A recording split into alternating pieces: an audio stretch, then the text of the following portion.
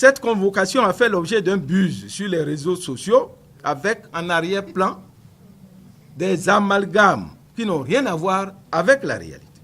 En effet, c'est à la suite d'une plainte du sieur Aklassator que le président de la Sénat a été convoqué pour les besoins d'enquête sur décision du procureur de la République.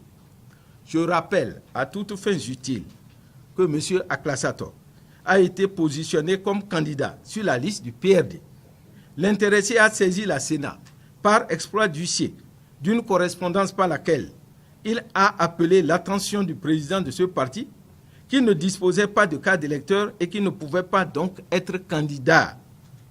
Malgré cette requête, dit-il, il a été retenu comme candidat et a constaté qu'à la publication des candidatures du PRD, son nom figurait.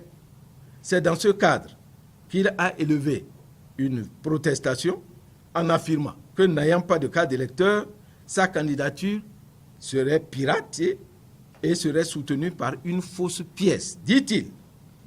Effectivement, nous avons constaté au cours de l'examen des dossiers que M. Aklassator Salvador Sena figure comme candidat du PRD dans la 10e circonscription électorale.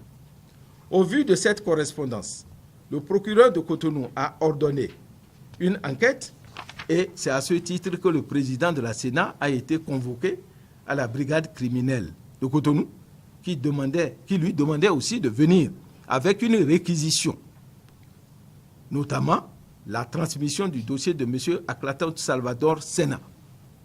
Dans l'intention d'obtenir ce dossier, j'ai demandé à la vice-présidente, dans le bureau de laquelle se trouvent les cantines, d'appeler le commissaire Freddy Umbedji, ici présent, qui détient les clés de ces cantines pour récupérer le dossier.